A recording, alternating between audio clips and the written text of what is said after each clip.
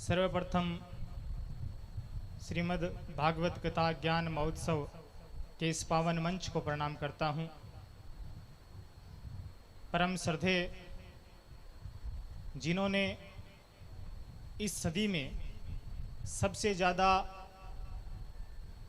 गाय की महिमा का बखान किया और हमें और हमारे पूर्वजों को, हमारे बड़े बुजुर्गों को जिन्होंने भक्ति मार्ग पर जोड़ा, परम श्रद्धेय स्वामी श्री राम सुखदास जी महाराज के चरणों में नमन करता हूँ। व्यासपीठ पर विराजमान राजस्थान नहीं, भारत ही नहीं अपितु पूरे विश्व भर में गौ भक्ति का संचार करने वाले, हम सबको गौ भक्ति के पथ पर अग्रेसित करने वाले परम पूज्य बाल संत श्री भोले बाबा जी महाराज के चरणों में प्रणाम करते हुए मंच पर विराजमान तमाम विश्व वंदनीय संतों के चरणों में प्रणाम करते हुए और मेरे सामने उपस्थित मातृशक्ति और सभी भक्तजनों का श्री हरि गौशाला सेवा समिति जेतासर की तरफ से और इस पूरे मंच की तरफ से आपका हार्दिक स्वागत और अभिनंदन करता हूं। महाराज जी के विषय में तो क्या कहूं, मेरे पास इतने शब्द नहीं है कि मैं महाराज जी के विषय में कुछ कह सकूं, क्योंकि महाराज जी तो मैं अक्सर जब भी किसी मंच के माध्यम से मुझे बोलने का अवसर मिलता है तो महाराज जी के विषय में तो सिर्फ एक ही बात बोल पाता हूं, उससे आगे मैं कुछ बोल ही नहीं पाता हूं कि महाराज जी तो वो बहती हुई सरिता है, महाराज जी तो वो बहती हुई गंगा है जिसका कोई प्रवाह और पथ भी निश्चित नहीं है। गंगा में स्नान करने के लिए हमें एक निश्चित स्थान पर जाना पड़ता है, हमें हरिद्वार जाना पड़ता है, लेकिन महाराज जी तो वो गंगा है जो कब कहां और कैसे प्रकट हो जाए या तो भगवान जानते हैं या महाराज जी जानते हैं। क्योंकि आज से 10 साल पहले आपने कभी नहीं सोचा होगा कि जो जेतासर के नाम से जानता है वो एक दिन गो तीर्थ के नाम से जाना जाएगा, शायद ही किसी ने सोचा होगा। तो ये महाराज जी और तमाम विश्व वंदनीय संतों का आशीर्वाद है कि हमें जेतासर एक गो तीर्थ के रूप में मिला है। और आज हमारा भारत का स्वतंत्रता दिवस हम सब मना रहे हैं। भारत का मतलब क्या है, भारत क्या है? भारत एक जमीन का टुकड़ा नहीं है, भारत एक संस्कृति है, भारत एक विचारधारा है और ये विचारधारा 4 पिलर पर टिकी है: गीता, गंगा, गाय और गोपाल। जब ये 4 स्तंभ मजबूत हो जाएंगे तो निश्चित रूप से मैं कह सकता हूं कि भारत फिर से विश्व का गुरु कहलाएगा, सोने की चिड़िया कहलाएगा। और गाय की महत्ता तो मैं क्या कहूं, गाय की जितनी महिमा है उतनी तो शायद किसी की नहीं है। महाराज जी भी कथा के माध्यम से, इस व्यासपीठ के माध्यम से हम सबको बताते हैं। और महाराज जी ही क्यों, जो भी संत बोलते हैं उन संतों की वाणी में, उनके प्रवचनों में एक भी लाइन ऐसी नहीं हो सकती कि उसमें गाय का बखान न हो। गाय शब्द आ ही जाता है। क्यों? मैंने कहा कि भारत का मतलब ही गीता, गंगा और गोपाल है, इसलिए हमें गाय की सेवा से जुड़ना होगा। महाराज जी कथा के माध्यम से हमें अनेक बातें बताते हैं। मैं तो कहूंगा कि महाराज जी की आप चलो कोई बात मत मानना। अब आप कहोगे ये बात तो ठीक है, अब तो अच्छा हो गया, सुनेंगे और जाएंगे, महाराज जी की एक ही बात नहीं मानेंगे, लेकिन सिर्फ एक बात तो मान ही लेना कि आप गाय की सेवा में जुट जाना। फिर गौ माता आपसे जो करवाना चाहती है और महाराज जी जो इस मंच से कहेंगे, इस व्यासपीठ से कहेंगे, वो गौ माता खुद ब खुद आपसे बनवा लेगी। ये मेरी वादा है और मेरी गारंटी है, मैं गारंटी के साथ कह सकता हूं, क्योंकि मैंने इस चीज को नजदीक से देखा है। और गाय की बड़ी महिमा है। आज का विज्ञान का युग है, कुछ लोग वैज्ञानिक दृष्टिकोण से सोचते हैं, तो गाय की महिमा क्या होती है मैं एक छोटा सा उदाहरण देना चाहूंगा कि हमारे घर में जब भी हमारी बहन बेटी का प्रसव होता है, जब वो गर्भ धारण करती है, तब हम सबसे पहले डॉक्टर के पास जाते हैं और डॉक्टर जाते ही हमारे खून की जांच लिखता है और फिर उस जांच में आता है कि हीमोग्लोबिन डाउन, खून की कमी है। एक शोध में पता चलता है कि भारत में 80% गर्भवती महिलाओं में खून की कमी होती है।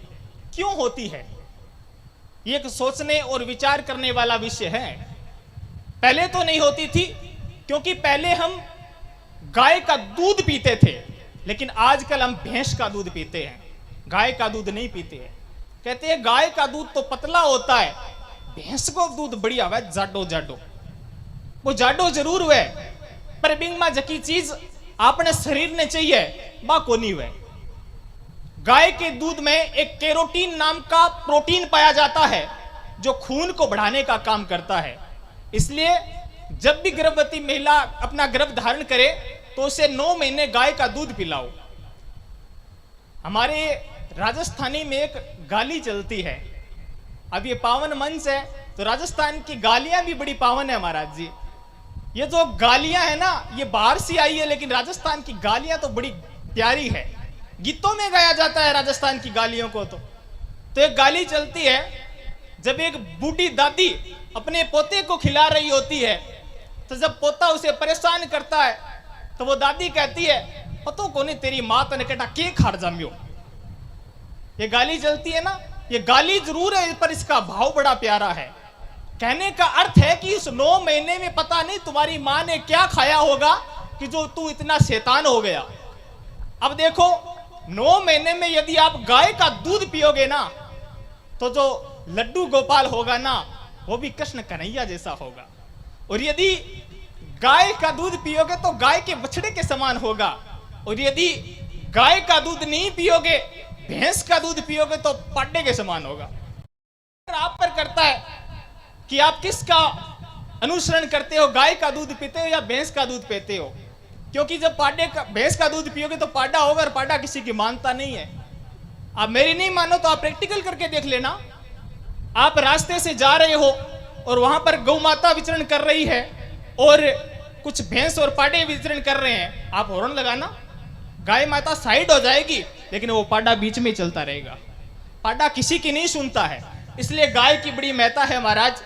मैं तो यही कहूंगा कि आप इस कथा पंडाल से जब भी निकले तो आज एक बात का अनुसरण करके जरूर निकले। बात का अनुसरण करना क्यों जरूरी है? एक छोटी सी, महाराज जी 2 मिनट का समय और लेना चाहूंगा। एक छोटी सी कथा है कि किसी गांव में कथा हुई, सब लोग बड़े चाव से कथा को सुना, और महाराज जी ने कहा कि मैंने आपको कथा तो सुना दी, अब मुझे आप सब एक दक्षिणा देकर जाओ। तो सबने कहा, बोलो महाराज जी आपको कितने रुपए चाहिए? महाराज जी ने कहा, मुझे रुपए नहीं चाहिए, मुझे एक संकल्प चाहिए।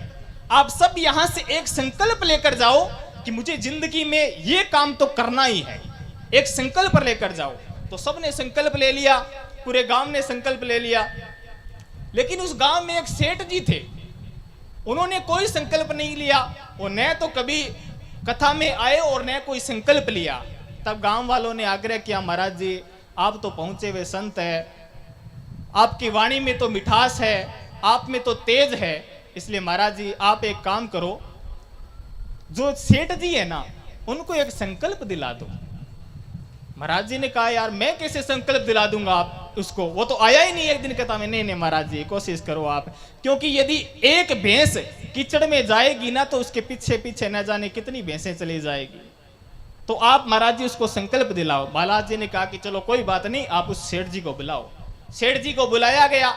सेठ जी वहां पर आए और सेठ जी को कहा कि आप संकल्प लीजिए एक। सेठ जी ने कहा कि भाई मेरे से संकल्प नहीं लिए जाते। कहा कि नहीं सेठ जी आप एक संकल्प तो ले ही लो, अच्छा बुरा जैसा भी हो। तो सेठ जी ने कहा कि चलो ठीक है महाराज जी आप कहते हो तो बताओ क्या संकल्प लेना है। महाराज जी ने कहा कि आपके घर के सामने घर किसका है? तो कहा कि मेरे घर के सामने एक कुम्हार का घर है। तो कहा कि जब भी आप सुबह उठो ना तो उस कुम्हार के दर्शन किए बगैर पानी की एक बूंद भी मत लेना। कहा कि ठीक है महाराज जी ये तो कर ही लेंगे, राम राम करने का थोड़ी का है, दर्शन करने के लिए तो का है, कुम्हार तो सामने है, उठेंगे छत पर जाएंगे दर्शन कर लेंगे। उसने कहा ठीक है महाराज जी कर लेंगे। अब वो रोज ऐसा करता गया, जब भी उठता कुम्हार के दर्शन करता और अपना जलपान ग्रहण करता। पर एक दिन क्या हुआ, कुम्हार मिट्टी के घड़े बनाता था तो उसके पास मिट्टी नहीं थी। तो कुम्हारिन ने कहा कि आज आप सुबह जल्दी उठ के मिट्टी लाने चले जाना। तो वो कुम्हार मिट्टी लाने चला गया सुबह 4 बजे उठकर। अब 4 बजे उठकर गया, वहां पर मिट्टी खोदने लगा। तो उसमें एक बड़ा सा मटका मिल गया हीरे जवाहरात से भरा हुआ। अब वो सुबह सेठ जी उठे, उसने जाकर आवाज लगाई, भाई साहब, लेकिन वहां पर भाई साहब नहीं थे। कुमारी ने आई बाहर, बोला क्या हुआ? बोले भाई साहब कहाँ है? कहा वो तो मिट्टी लाने गए हैं। तो वो कहा चलो अब संकल्प तोड़ देते हैं। क्या जाता है, महाराज जी को कौन सा पता चलता है, संकल्प तोड़ देते हैं। फिर उसके मन में एक बात आई कि हमने 2.5 साल तक संकल्प को माना है, तो एक दिन से क्या जाता है, चलो 2 किलोमीटर जगह है, चलकर वहां पर उसके दर्शन कराते हैं। वो वहां पर जाता है और दूर से कुमार उस गड्ढे से थोड़ा सा बाहर आया था देखने के लिए कि कोई देख तो नहीं रहा है। उसने कहा कि देख लिया। उसने तो क्या कहा कि तुम्हारा मुखड़ा देख लिया, दर्शन हो गया कि देख लिया। कुमार दौड़ा भाग कर गया और बोला अरे कोई बात नहीं है, देख लिया तो कोई बात नहीं है, 50-50 कर लेंगे, चुप रहे। उस दिन उस सेठ जी को एहसास हुआ कि महाराज की एक बात मानने से मुझे इतना बड़ा प्रॉफिट हो गया, इतना बड़ा लाभ हो गया। यदि मैं महाराज जी की पूरी बात मानता तो न जाने मेरा तो कब का उद्धार हो गया होता। इसलिए आप महाराज जी की हर बात माने, और हर बात न माने तो कम से कम गौ सेवा वाली बात जरूर मान लेना, इससे ही कल्याण हो जाएगा। इसलिए आप सब मानेंगे, इसी आशा और उम्मीद के साथ जय हिंद, जय भारत, जय गीता, जय गोपाल, जय गौ माता।